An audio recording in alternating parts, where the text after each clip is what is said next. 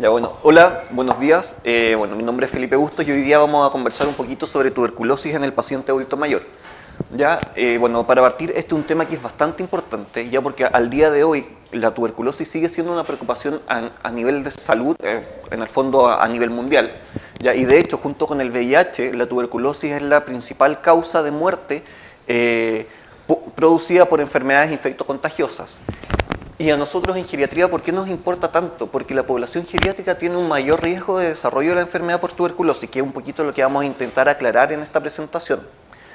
Esta es la hoja de ruta de la presentación. Vamos a hablar primero un poquito sobre la epidemiología de la tuberculosis, luego vamos a hablar sobre la patogenia de esta, vamos a ver un poquito sobre los cuadros clínicos más frecuentes, ¿ya? Hablar sobre cómo se hace el diagnóstico de la tuberculosis, cuál es el tratamiento de la enfermedad en el fondo activa, ¿ya? Y finalmente vamos a mencionar un poquito sobre la tuberculosis multidrogoresistente. ¿Ya? Para partir con la epidemiología, se estima que aproximadamente 2.000 millones de personas son portadoras del Mycobacterium tuberculosis a nivel mundial. ¿Ya? En esta imagen podemos ver las tasas de incidencia de tuberculosis estimada por país al año 2017, donde podemos ver que nuestro país se encuentra en una situación relativamente buena comparada quizás con el resto de Latinoamérica o comparada con Asia y sobre todo comparada con África. Ya si es que nos vamos a una epidemiología un poco más local y nos acercamos a todo lo que es América, podemos ver que la tasa de morbilidad por tuberculosis a nivel americano nos encontramos en el 5º lugar, siendo solo superados por Estados Unidos, Canadá, Cuba y Costa Rica. Y de hecho, de estos 4 países que nos superan, solo 3 de ellos alcanzan la tasa de baja prevalencia de tuberculosis, que está definida por la OMC como una tasa de menos de 100 casos, de menos de 10 casos por cada 100.000 habitantes. ¿Ya? ¿Y en descenso? Sí, ¿Y en descenso? exacto. Esa definición. Nosotros aproximadamente estamos por el 14 a 15. Llegamos a 12. Sí. Llegamos a 12 y rebotamos. Y vamos subiendo. Justamente, de hecho eso lo vamos a ver en la siguiente diapo. ¿Ya? Pero acá, si es que comparamos el resto del gráfico, podemos ver que los países latinoamericanos con una mayor prevalencia de tuberculosis son Haití, Perú y Bolivia. Esto también es súper importante que los tengamos en consideración porque junto con la población venezolana son las principales poblaciones migratorias que estamos teniendo en la actualidad en el país. Como les decía, acá podemos ver la tasa de morbilidad y la incidencia de tuberculosis en los últimos 10 años, ¿ya? Que se ha mantenido, sí, bastante estable. En un momento, como decíamos, llegó cercana a 12 casos por cada 100.000 habitantes y actualmente estamos en 14.7. Ya se ha pegado un salto en los últimos 2-3 años y se estima que también va a ir un poco en aumento en el resultado del año siguiente, que es el año 2018, que todavía no están. ¿Ya? Cuando vemos la tasa de mortalidad específica por tuberculosis en Chile, sí tenemos una tasa que es bastante baja, cercana al 1.5 por cada 100.000 habitantes. ¿Ya? Y cuando hablamos de epidemiología, ya cuando vemos la población propiamente tal, podemos observar que a medida que aumenta la edad, hay una mayor prevalencia de tuberculosis y que de hecho también la prevalencia es mucho mayor en hombres que en mujeres. Si pudiésemos evaluar por servicio de salud, podríamos ver que las tasas de tuberculosis más altas las encontramos principalmente en los servicios de Arica, en el servicio de Tarapacá, en el servicio de Valparaíso y acá en Santiago, acá en la región metropolitana, en el servicio de salud metropolitano norte, ¿ya? Que son tasas que en esos servicios de salud, de hecho, la tasa supera los 20 por cada 100.000 habitantes, ¿ya? Mientras que si nos vamos al otro extremo, tan solo el servicio metropolitano oriente, como el servicio de salud de Viña y Quillota, son los únicos que tienen una tasa menor a 10 por cada 100.000 habitantes.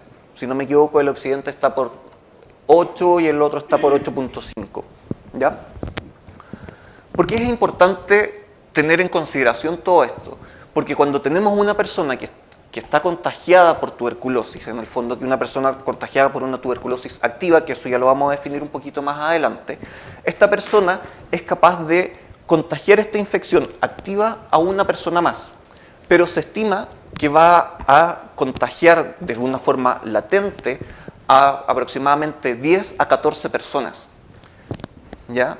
Y de estas 10 a 14 personas que se van a contagiar y que van a permanecer de forma latente, aproximadamente 0,6 a 1,4 van a sufrir una reactivación de esta tuberculosis, y esta tuberculosis se va a transformar en una tuberculosis activa. ¿Ya? ¿Y cómo es que ocurre esto? Para esto primero tenemos que tener claro cuál es el microorganismo que está involucrado en la patogenia de esto, ¿ya? Y como lo podemos ver en este esquema, es el Mycobacterium tuberculosis, ¿ya? Este Mycobacterium tuberculosis es un bacilo que es estrictamente aerobio, es inmóvil, no produce esporas, y lo que es muy importante en este Mycobacterium, si me dejan acá un poquito,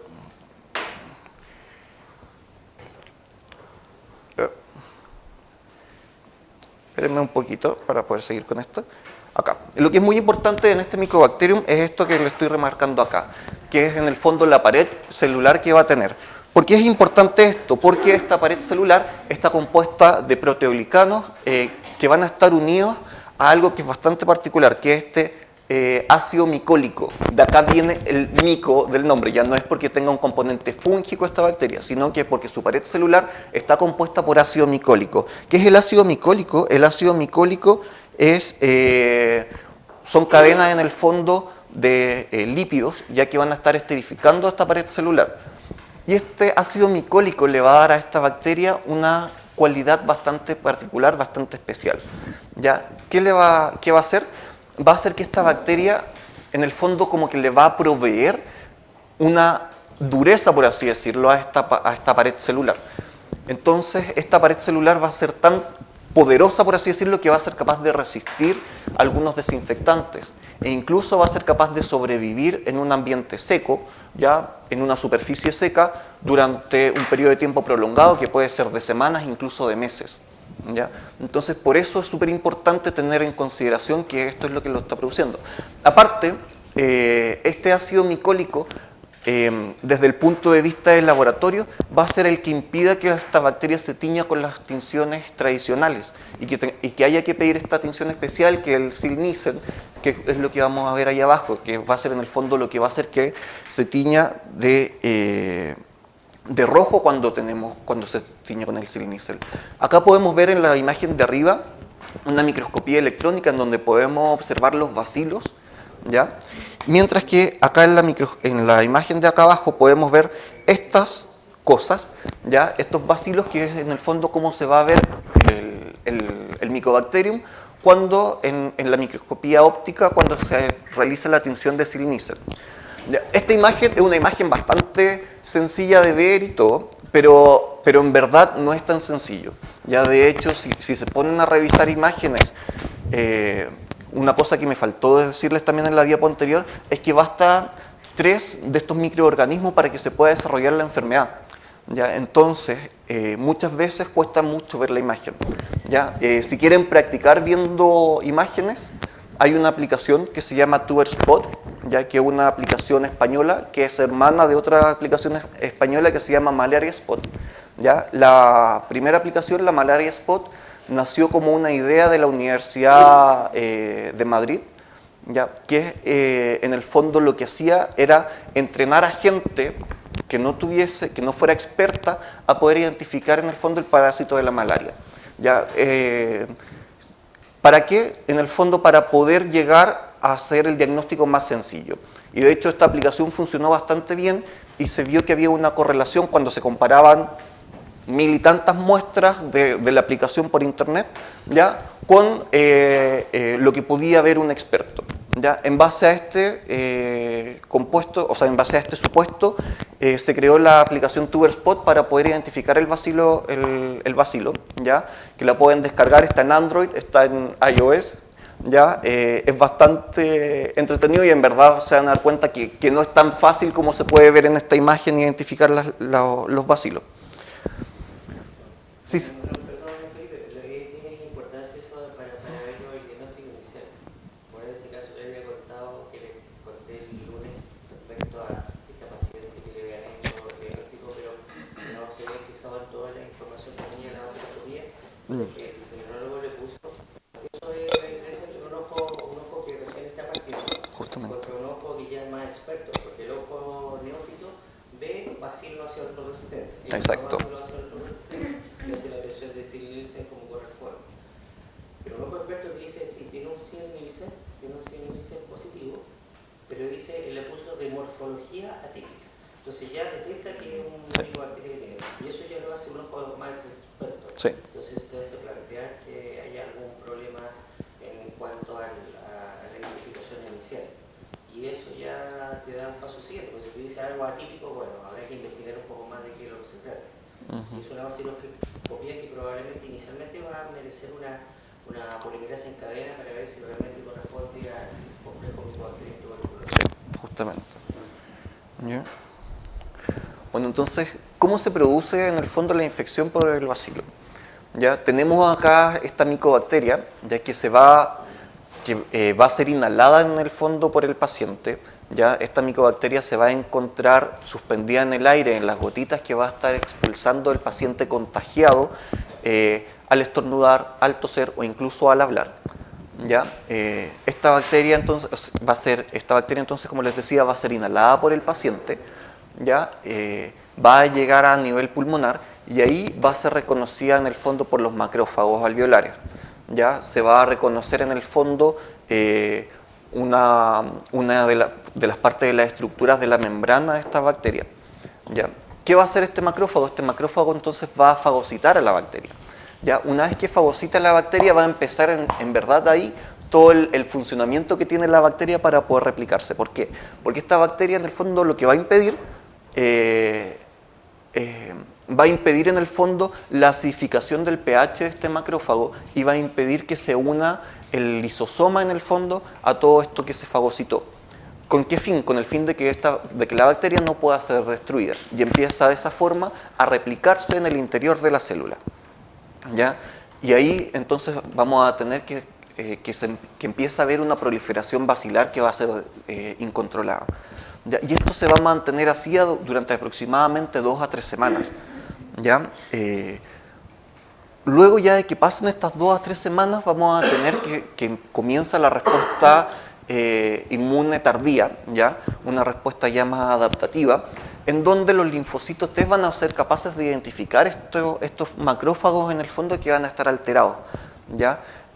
Y se va a producir ahí una respuesta inflamatoria que va a producir en el fondo la destrucción de estos macrófagos, produciendo el granuloma tuberculoso, ¿ya? Que es lo que podemos ver acá.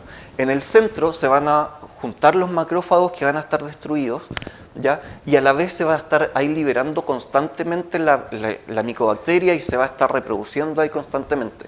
Y todo esto va a quedar en el fondo envuelto por los macrófagos epiteliales, ya que propios del tejido pulmonar, ¿ya? Mientras acá en el centro va a empezar con esta necrosis, ya que es una necrosis bastante característica, esta necrosis gaseosa, ¿cierto? Y como si fuera poco, alrededor de todo esto se va a llenar de células linfocitarias que van a estar produciendo un proceso inflamatorio, ¿ya? De esta forma, la infección queda en cierta manera controlada, ¿ya? Y queda de cierta manera esta infección latente, ¿ya? Porque podemos decir que queda como el microorganismo encerrado en este granuloma, ¿ya? Pero esta infección se puede reactivar. ¿Qué es lo que va a permitir que esta infección se reactive? Hay distintos factores biológicos del paciente, tanto como factores sociales del paciente.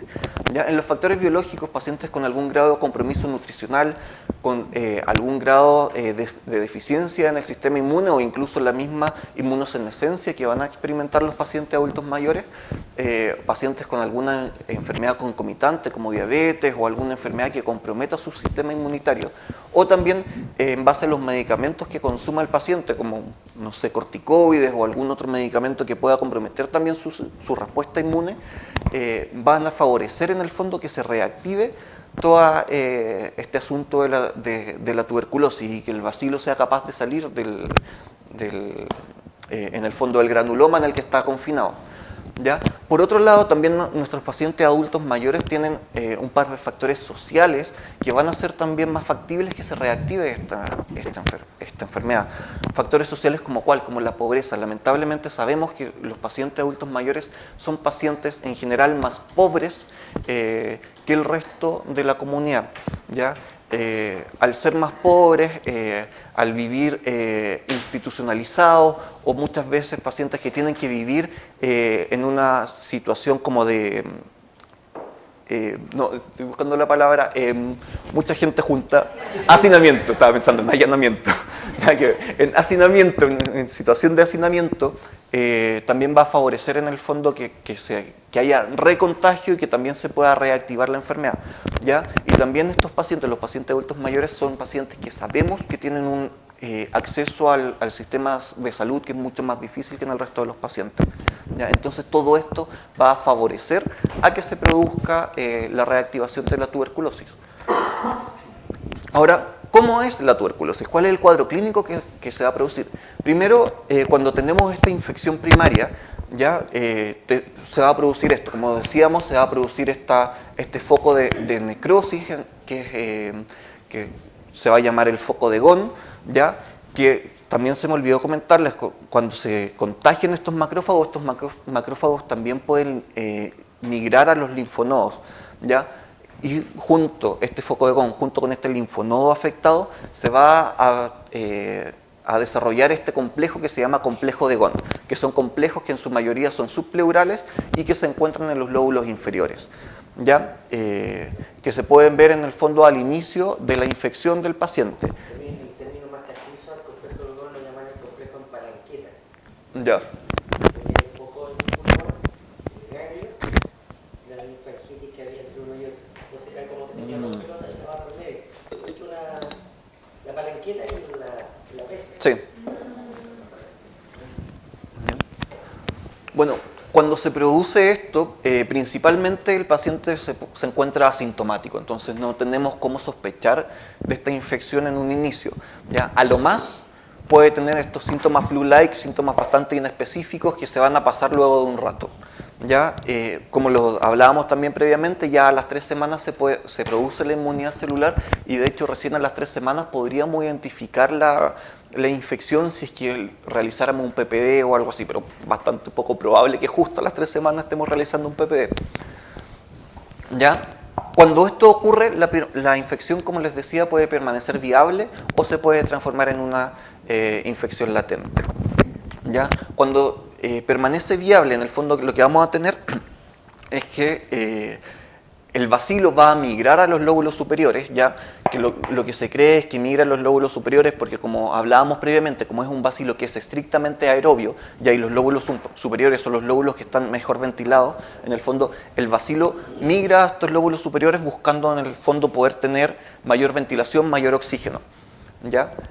Acá ya en los lóbulos superiores se va a producir una liberación mucho más intensa de citoquinas por las células T y se van a producir estos focos de necrosis también de una forma mucho más extensa, ¿ya? Entonces también vamos a tener la aparición de más cavitaciones y vamos a tener en el fondo la diseminación de la infección. ¿Cómo? Podemos tener una infección pulmonar en donde ya el bacilo comienza a comprometer todo el pulmón con estas distintas calcificaciones por todo el parénquima pulmonar, o bien podemos tener una infección sistémica vascular. Como les decía, también este bacilo con los macrófagos migró al linfonodo y de ahí puede migrar vía hematógena a cualquier otra parte del cuerpo. Y esto se llama, ahí está, una tuberculosis miliar sistémica. La tuberculosis pulmonar activa en verdad es una enfermedad que tiene unos síntomas que son súper poco específicos y súper poco sensibles. Ya, los principales síntomas que nos va a referir el paciente son sintomatología como fiebre, diaforesis nocturna, hemoptisis, tos y pérdida de peso. Pero el problema es que cuando lo comparamos a los pacientes jóvenes con los pacientes adultos mayores, son menos todavía sintomáticos. ¿Ya? Entonces, son síntomas poco específicos y en los pacientes adultos mayores son además menos síntomas. ¿Ya? Entonces es mucho más difícil poder llegar a hacer el diagnóstico. ¿Ya? Bueno, y allá arriba podemos ver una imagen de cómo va evolucionando en el parénquima, en el fondo, la tuberculosis. Y ya cuando comparamos, cuando vemos también los distintos cuadros que puede dar a nivel sistémico, estos son algunos de los órganos que puede atacar en verdad casi cualquier órgano que se le ocurra. ¿Ya? Pero en los pacientes adultos mayores los principales son los riñones, en donde podemos ver que incluso se desarrolla que es el riñón de Mastic, como podemos observar ahí en el riñón izquierdo del paciente, no, en el riñón derecho del paciente, que está a la izquierda de ustedes, ¿ya? Cómo ha desarrollado estos focos también de necrosis, ¿ya? También puede afectar a nivel de meningio cerebro, como podemos ver ahí en la primera imagen, con este exudado en la base a nivel cerebral, o allá también en la imagen de acá arriba, podemos... El concepto de la meningitis tuberculosa es bacilar y bacilar. Sí. ¿Por qué es bacilar y bacilar? Porque Bacilos en la base. Y la segunda bacilar es con S. Sí. ¿Ya? Por eso, bacilos en la base. Sí. Bacilos en la base, por eso dice bacilar y bacilar. Bueno, ahí en la imagen que les marqué, también podemos ver algunas lesiones en los ganglios de la base, y de hecho en la imagen de abajo se puede ver ahí bastante grande un tuberculoma en el lóbulo frontal del paciente. ¿Ya? Entonces también pueden provocar lesiones bastante importantes en el sistema nervioso. A nivel vertebral también podemos ver el mal de Pot, y acá como podemos ver ya esta vértebra que está casi destruida, ¿ya? A nivel de las glándulas adrenales se puede producir una enfermedad de Addison. Si es que no tenemos una causa bastante clara, tenemos que sospechar tuberculosis si es que la sintomatología se nos adapta un poquitito, ¿ya? Y acá podemos ver cómo se necrosó toda esta glándula suprarrenal, ¿ya? A nivel hepático también puede haber... Otro comentario más. ¿Sí? El Addison del siglo XX era tuberculosis. Sí. Addison del siglo XX tuberculosis. Ahora el Addison ha ido cambiando. O sea, igual hay Addison por tuberculosis, pero empiezan a aparecer más Addison autoinmunes. Sí. Entonces, como que se migra en eso. Sí. A nivel hepático también podemos observar bastantes lesiones, incluso puede desarrollar alguna hepatitis, ¿ya? Acá tenemos una muestra de un paciente, de una necropsia obviamente, ¿ya? Como podemos ver como todo el parénquima se fue ahí comprometiendo, ¿ya? A nivel cervical también puede afectar los linfonodos cervicales en un cuadro que se llama escrófula, que es eso que podemos ver ahí, ¿ya? Y estos son algunos casos. También puede afectar el corazón, también puede afectar la piel, y como les decía, cualquier órgano que se les ocurra puede ser afectado por la tuberculosis. Hace poquito tuvimos una escrófula, un paciente con una escrófula, hospitalizado. Pasó con un cototo acá, grande, le echaron, hicieron vaciloscopía así. O sea, ni siquiera era vaciloscopía abundante, era lleno vacío. Y le preguntamos al tecnólogo, al Francisco Rico Arteria, dijo que era una arteria tuberculosa. O sea, tenía tensión, era muy... Decía, claro, faltaba ley, y le hicieron la PCR. Dijo, le voy a hacer una PCR porque vamos a ver quién sale, pero la PCR salió negativa, y el problema es que había mucha necrosis. Entonces, cuando hay mucha necrosis, la PCR le puede salir negativa. Y tenía vaciloscopia así, pero 500.000 cruces. Está lleno de vaciloscopia, y le hizo la PCR y la PCR salió negativa. ¿Por qué? Y no era porque no era micobatidoteo. Era porque era tan purulenta la muestra, tan purulenta, porque en el fondo tenía purulencia, o sea, en el fondo eso, demasiada necrosis. Y la muestra en el fondo debe haber tanto en muchas enzimas, y eso actúa como inhibidores de la polimerasa. Entonces la reacción falla. Eso lo hemos visto cuando está Marguli. O revisamos con Marguli, cuando revisamos ese, porque nos tocó verlo con Marguli el caso. Revisamos por qué puede fallar la PCR. Y tú fijas, mira la PCR, ahí uno el paso por el Marguli lo revisamos bien, pero tú ves que existen un montón de inhibidores de la reacción de polimerasa en cadena. No quiere decir que no haya, sino que la muestra falla porque en la muestra en sí existe un inhibidor de la polimerasa. Entonces una polimerasa negativa no descarta, entonces acuérdense de eso. Y ahí están los problemas de sensibilidad que tiene la PCR, así que mucho por eso. O sea, si reciben una cosa y dice esto es tuberculosis, una radiografía que tiene esto, el tarsal, y le hacen y la PCR le sale negativa, le digan, está descartada la tuberculosis porque la PCR sale negativa. ¿Ah? Entonces eso tiene que tenerlo muy en claro. Como el caso del haitiano que está viendo allí la paciente de Tureta en la urgencia, tiene todo un ambiente de tuberculosis y todo lo que le han hecho de vaciloscopía está todo negativo. El paciente le chorrea tuberculosis por todos lados, pero no hemos encontrado el bicho. Pero, ¿ah? Sí. Bueno, entonces, ¿qué vamos a hacer? ¿Cómo nos vamos a plantear en el fondo para poder hacer el diagnóstico cuando tengamos un paciente en el cual sospechamos que tiene tuberculosis? Hay distintos exámenes. El primero, y yo creo que el más común y que más conocemos y hemos estudiado porque se estudia harto en el pregrado, es el PPD, que es en el fondo un derivado proteico purificado, que son sus siglas en inglés PPD, ya que también es la prueba de tuberculina o la prueba de Mantoux. Ya, acá, ¿qué es lo que se hace? Se hace una inoculación dérmica de aproximadamente 5 unidades de tuberculina, ¿ya? Y luego se ve la reacción que va a tener a nivel de la piel en aproximadamente 48-72 horas. Ya, como podemos ver ahí en la imagen de arriba, le están inyectando la tuberculina y abajo se ve la reacción de la piel. Esa reacción, en el fondo, lo que se hace, se mide, ¿ya? Y en base a la medición, en base a cuánto crece, se ve si es que el paciente ha tenido una exposición previa y si es que hay o no hay reacción inmune. Ahora, ¿cuál es el problema de esto?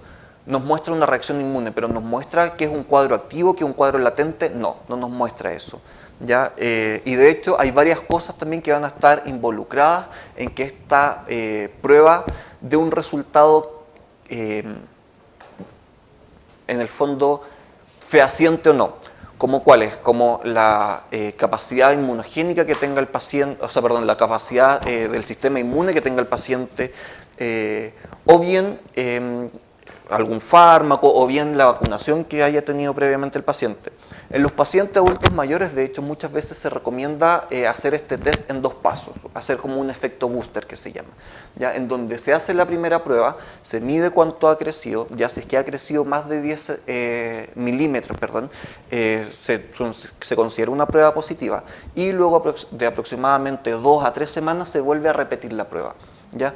Como tuvo este efecto booster en el fondo con la primera inoculación, que en el fondo activó el sistema inmune, se vuelve a medir en el fondo cuál ha sido la reacción del paciente, y en base a eso se ve si es que había un poco de inmunización previa y que con el efecto booster se haya activado, ¿ya? Si es que crecen 6 milímetros más de lo anterior o ya ahí supera los 10 milímetros, podemos hablar ahí de una prueba positiva. En el caso de que las 2 pruebas no salgan negativas, podríamos ya descartar en el fondo la exposición previa del paciente a la micobacteria, ¿ya? Otra de las pruebas que tenemos para poder hacer el diagnóstico es la determinación del interferón gamma, en el fondo que es el IGRA, que esta es una prueba que va a detectar la respuesta inflamatoria específica al micobacterium por parte de los linfocitos T sensibilizados. Acá, ¿qué es lo que se hace? Se hace una cuantificación del interferón gamma mediante las técnicas del ELISA o el ELISpot. Es una prueba que es bastante buena, tiene una sensibilidad de un 70, un 90%, con una especificidad de un 98, un 100%, pero para la tuberculosis latente. ¿Cómo se hace esta prueba? En el fondo esta es una prueba de sangre, ¿ya? Que aparte también eso facilita un poco más las cosas, ¿ya? Se toma una muestra sanguínea, ¿ya? Y esta muestra sanguínea, por así decirlo, se le presenta un antígeno, ya que es un antígeno que de hecho en las vacunas no está. Entonces nos va a mostrar si es que el paciente en verdad ha tenido una exposición previa a la micobacteria, y no, también nos va a descartar que sea por causa de las vacunas, ¿ya? Cuando se presenta este antígeno a la sangre, por así decirlo, los macrófagos van a comenzar con todo su ciclo normal en el fondo, y las células presentadoras de antígeno, por así decirlo, van a tomar este antígeno y lo van a digerir. Y estas células presentadoras de antígenos van a llevar este antígeno y se lo van a presentar a los linfocitos T, ¿ya? Y aquí va a comenzar toda la respuesta inmune, y los linfocitos T van a liberar el interferón gamma, ¿ya? Entonces ahí esto se deja así como reposar en el fondo durante un par de días para que podamos tener esta respuesta inmunitaria, y luego de eso se mide en el fondo por ELISpot o por ELISA la cantidad de la cantidad de interferón gamma que se secretó. Y con eso también podemos tener así como una aproximación en el fondo a que el paciente ya había tenido una infección por tuberculosis previa. ¿Ya? También súper importante el estudio de imágenes que se debe realizar en todos los pacientes en los que se sospecha una infección por tuberculosis. ¿Ya? Acá podemos ver en la primera imagen una condensación en el lóbulo superior derecho, ¿ya? Mientras que en la segunda imagen podemos ver una condensación en el lóbulo inferior derecho más un derrame pleural. ¿Ya? En verdad, en los pacientes puede verse cualquier imagen, ¿ya? Y en los pacientes adultos mayores con mayor razón. ¿Ya? Es súper poco específico las imágenes. Hay otros también exámenes que son llamados exámenes como de laboratorio, por así decirlo, como la microscopía, tanto el frotis como los cultivos, test de susceptibilidad a drogas, que los tenemos que hacer a todos los pacientes en los que se confirme la tuberculosis, ¿ya? Amplificación de ácido nucleico y métodos de secuenciación para resistencia a drogas como el GeneXpert, que también lo voy a explicar a continuación. Los cultivos y los frotis se los tenemos que tomar a todos los pacientes en los cuales tengamos síntomas pulmonares o con cambio en las imágenes. ¿Ya? Acá, obviamente, la baciloscopía, que se la tenemos por normativa tomar a todos los pacientes que presenten un cuadro de tos de más de 14 días de evolución. ¿Ya? ¿Cómo se hace esto? Para esto se requieren 3 muestras matinales consecutivas, ¿ya? Es decir, 3 días el paciente tiene que tomarse esta muestra, ¿ya? Justamente, días diferentes, ¿ya? Pero 3 muestras matinales, ¿ya? Acá lo primero que se hace obviamente es la tinción con el Sil-Nielsen, como lo vimos previamente, en el que se observa si es que hay presencia de bacilos. Muchas veces no se va a lograr observar en la tinción, ¿ya? Y por eso se hace el cultivo. ¿Cuál es el problema de los cultivos? Es que los cultivos pueden tardar incluso hasta 6 semanas en desarrollarse y en dar positivo. ¿Ya? Entonces son 6 semanas que vamos a tener a nuestro paciente sin el tratamiento.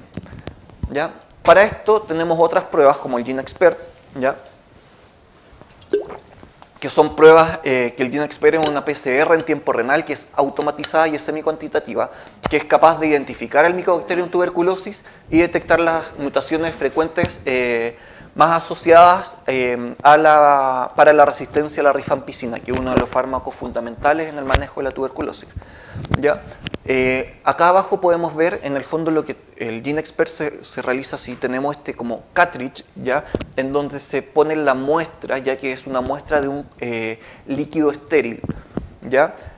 ¿Qué es lo que va a pasar en este cartridge? Bueno, y esto después se pone en una maquinita que va a ser la que va a hacer todo el proceso.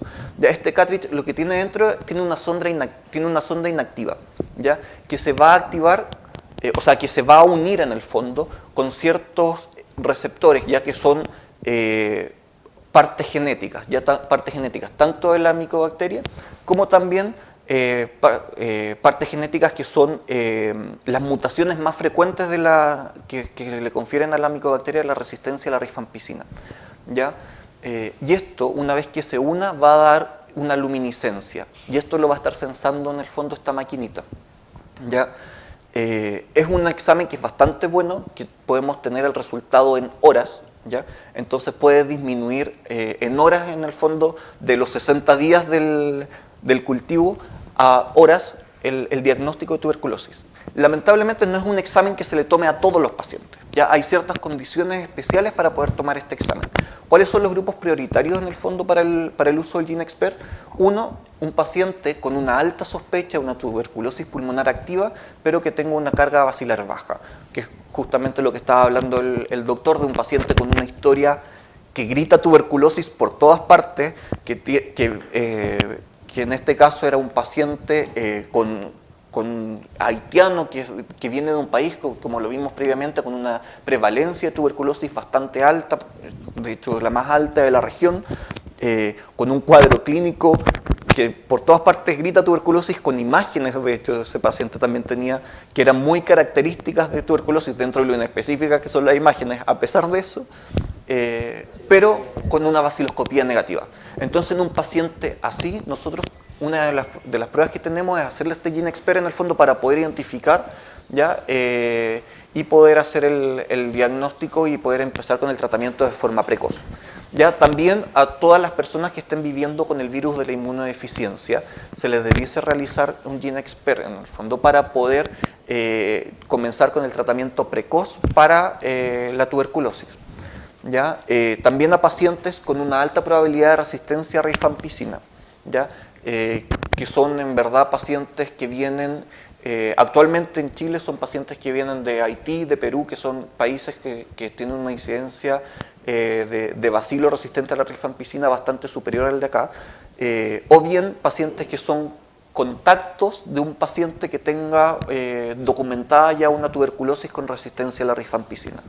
Y también en el caso de que estemos sospechando una meningitis tuberculosa, que en verdad necesitamos tener el diagnóstico luego para poder comenzar el tratamiento lo más precoz posible. ¿Cuál va a ser el tratamiento que le vamos a dar? Bueno, primero considerar que el tratamiento tiene estos tres pilares, por así decirlo, que son bastante especiales, ¿ya? El régimen de este tratamiento tiene que contener sí o sí múltiples fármacos a los cuales el microorganismo sea susceptible. Ya por eso es súper importante también, una vez que se hace la identificación en el fondo de la micobacteria, poder realizar las pruebas de susceptibilidad, porque nuestro paciente tiene que recibir múltiples fármacos a los cuales sea susceptible. ¿Ya? También los fármacos deben tomarse con regularidad, ¿ya? Y debe continuarse por un espacio de tiempo suficiente. El tratamiento para la tuberculosis es un tratamiento súper largo, ¿ya? Que también eso es súper importante, que hay que mencionárselo al paciente, porque tiene que cumplirse el tratamiento, que son mínimo 6 meses. ¿Cuál es el tratamiento? Bueno, este es el esquema primario, que este es el esquema que reciben todos los casos nuevos y todos los pacientes que fueron tratados exitosamente previamente para tuberculosis pulmonar o extrapulmonar, o pacientes en los que falló el seguimiento. Ya parten con una fase diaria con isoniazida, rifampicina, piracinamida y etambutol, ¿ya? Que es una fase que se da 5 veces a la semana, de lunes a viernes, ¿ya? Durante 2 meses, ¿ya? Y luego pasan a una fase trisemanal durante 4 meses más, solo con isoniazida y rifampicina, ya que esta es un tratamiento que se da los días lunes, miércoles y viernes. Recalcar que el tratamiento en Chile es universal para todos, ¿ya? Independiente, es un tratamiento que está garantizado en el fondo por el Estado, que es independiente de la edad del paciente, independiente de la condición socioeconómica del paciente, independiente de la previsión del paciente, independiente de la nacionalidad del paciente, incluso independiente del estado migratorio. Cualquier paciente que se confirme que tiene tuberculosis, se le da este medicamento, o sea, este tratamiento sí o sí.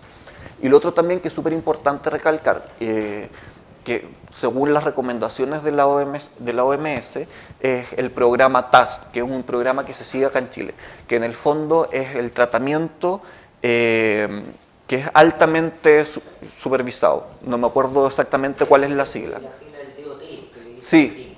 Tratamiento sí. estrictamente observado. Sí, en español es TAES, pero no me acuerdo cuál es la sigla exacta, ¿ya? Pero en el fondo es que el paciente, y por eso la fase diaria es de lunes a viernes, ya porque el paciente asiste al centro de salud, en donde alguien del personal de salud se asegura en el fondo que el paciente se tome el medicamento, ¿ya? Entonces, también eso es súper importante recalcarlo. Sí. Ah, sí. No. Podía ir a tomarse el medicamento al consultorio porque la enfermedad era de rojas y ellos no eran muertos. Ya. Hace su pingo, porque Dios mío. Una cosa importante también que hay que recalcar es que este tratamiento tiene bastantes efectos adversos, ¿ya? Y lo otro que tiene también es bastantes interacciones con otros fármacos. Entonces, los pacientes adultos mayores que sabemos que tienen una polifarmacia en muchas oportunidades, es algo que tenemos que estar atentos, ¿ya? Por ejemplo, la isoniazida puede producir hipertransaminemia, hepatitis, neuropatía periférica, alteraciones en el sistema nervioso central e incluso puede interactuar con la fenitoína aumentando los niveles séricos de esta. Ya, la rifampicina, por otra parte, puede producir hepatitis, fiebre, trombocitopenia, una sintomatología similar a la gripe, y también va a afectar la concentración de varios fármacos como la warfarina, hipoglicémicos orales, el ketoconazol, los inhibidores de la proteasa como el omeprazol, o también fármacos como los tratamientos para el VIH. ¿Ya? La piracinamida, por otra parte, también produce efectos gastrointestinales, hepatotoxicidad, mientras que el etambutol, los efectos principales que produce son a nivel ocular, en donde produce una alteración de la visión rojo-verde. ¿Ya? Por eso es súper importante que los pacientes que vayamos a tratar en el fondo para la tuberculosis. El paciente, pero lo que te decía, me tocó ver un paciente que me hizo esa toxicidad y él decía que todo lo veía en tono de amarillo, que empezó con eso. Entonces no te dice tengo alteración rojo-verde, no Sí, te no, hacen decir cómo ves, pero empezó a ver todo con distintas tonalidades de amarillo. Entonces había amarillo más clarito, más oscuro, sí, amarillo verde, como algo. Una cosa así, pero tenía alteración y él veía como todo en tonalidades de amarillo. Entonces todo lo veía como diferente, todo manchado de amarillo. Sí. Y también el etambutol tiene un efecto bastante importante en la agudeza visual. Y es súper importante recordar que estos efectos, sobre todo los visuales del etambutol, no son reversibles. ¿Ya? Entonces, en verdad, cuando se le da al paciente el tratamiento para la tuberculosis, tenemos que estar sospechando en el fondo y estar buscando estas reacciones adversas, que previamente se haga también exámenes, sobre todo revisar el perfil hepático, verificar con un oftalmólogo en el fondo cuál es la condición del paciente al inicio del tratamiento, e ir evaluando también la evolución durante el tratamiento. ¿Ya? ¿Qué pasa cuando tenemos alguno de estos problemas? Cuando ocurre algo de esto y tenemos que suspender alguno de estos tratamientos, hay que cambiar en el fondo el manejo, ¿ya? Y ahí ya se empieza a complicar un poquito. Ya, por ejemplo, si es que tenemos que retirar por algún motivo la isoniazida, lo que se hace, se cambia el tratamiento, se pasa a un tratamiento de 2 meses con rifampicina, etambutol y piracinamida, y luego 7 meses con rifampicina, etambutol. ¿Ya? Si es que por los problemas ópticos que le estaba diciendo, por ejemplo, nos vemos obligados a retirar el etambutol, pasamos a un tratamiento de 2 meses con rifampicina, isoniazida, y ahí no es etambutol, perdón, ahí es streptomicina, ¿ya? Esa era una S, no era una E, ¿ya? Y luego un tratamiento de 7 meses con la isoniazida y la rifampicina. Si es que tenemos que suspender, por ejemplo, la piracinamida, hay también otros tratamientos. Ya cuando nos vemos complicados con la rifampicina, ya se nos complica un poco más, y ahí ya lo tiene que ver el comité en el fondo central para poder definir cuál va a ser el manejo que se va a dar. Y finalmente, una pequeña mención a la tuberculosis multidrogo resistente, ¿ya? Que en el fondo se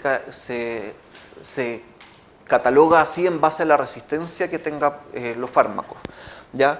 Podemos tener una tuberculosis que sea mono o poliresistente, que esta no es multidrogo resistente cuando es una resistencia a 2 o más medicamentos de primera línea, siempre y cuando no tenga la resistencia conjunta a rifampicina, isoniazida. Ya tenemos la tuberculosis multidrogo resistente, en el cual ya se complica harto más el tratamiento cuando tenemos la resistencia conjunta a rifampicina e isoniazida. Y finalmente tenemos la tuberculosis extradrogo, o sea, XDR, que es la extremadamente drogo resistente, cuando tenemos la resistencia a la rifampicina, isoniazida, más a las fluoroquinolonas, más al menos un aminoglicósido como la streptomicina.